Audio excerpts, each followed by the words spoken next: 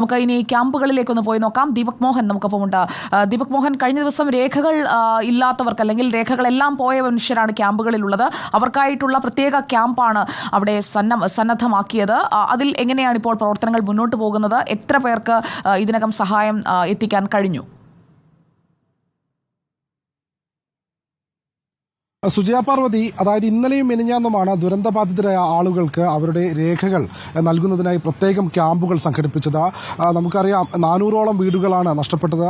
ആ സമയത്ത് ഉരുൾപൊട്ടൽ ഉണ്ടാകുന്ന സമയത്ത് പ്രാണരക്ഷാർത്ഥം രക്ഷപ്പെട്ട ആളുകളും പിന്നീട് രക്ഷാപ്രവർത്തകർ പുറത്തെത്തിച്ച ആളുകൾക്കും ഒന്നും തന്നെ അവരുടെ രേഖകൾ, അതായത് റേഷൻ കാർഡ്, ആധാർ കാർഡ് തുടങ്ങിയ രേഖകളൊന്നും എല്ലാം തന്നെ നഷ്ടമായിരുന്നു. പിന്നീട് ഈ സമയത്ത്, അതായത് ഇന്നലെയും മിനിഞ്ഞാന്നുമാണ് ക്യാമ്പുകൾ സംഘടിപ്പിച്ചത്. ആ ക്യാമ്പുകളിൽ പ്രധാനമായും റേഷൻ കാർഡ് വിതരണം ചെയ്തിട്ടുണ്ട്. ഇന്നലെയോടുകൂടി ഈ രേഖകൾ നഷ്ടപ്പെട്ടവർക്കായി ഉള്ള രേഖകൾ നൽകുന്നത് ജില്ലാ ഭരണകൂടം അവസാനിപ്പിച്ചു. പക്ഷേ കൂടുതൽ ആളുകൾക്ക് ഇനിയും രേഖകൾ ലഭിക്കാനുണ്ടെങ്കിൽ അത് ലഭ്യമാക്കാനുള്ള നടപടികൾ ഉടൻ ഉണ്ടാകുമെന്നാണ് ജില്ലാ ഭരണകൂടത്തിന്റെ ഭാഗത്തു നിന്ന് നമുക്ക് അറിയിപ്പ് കിട്ടിയത്. ഏതായാലും 700ഓളം പേർക്കുള്ള രേഖകളാണ് ഇപ്പോൾ ലഭ്യമാക്കിയിട്ടുള്ളത്. മാത്രമല്ല 350 കുടുംബങ്ങൾക്കുള്ള റേഷൻ കാർഡും ഇന്നലെയും മിനിഞ്ഞാന്നുമായി പ്രത്യേകം നടന്ന ക്യാമ്പുകളിൽ സജ്ജീകരിച്ച് നടത്തിയ ക്യാമ്പുകളിൽ ലഭ്യമാക്കിയിട്ടുണ്ട് എന്നും വിവരമുണ്ട്.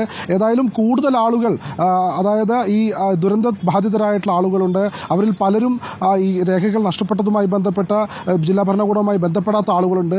അവരെയും എങ്ങനെയെങ്കിലും കണ്ടെത്തി അവർക്കുള്ള രേഖകൾ കൂടി ഇന്നും വരും ദിവസങ്ങളിൽ ലഭ്യമാക്കാനാണ് ജില്ലാ ഭരണകൂടത്തിന്റെ ഇപ്പോഴുള്ള തീരുമാനം. സുജയ.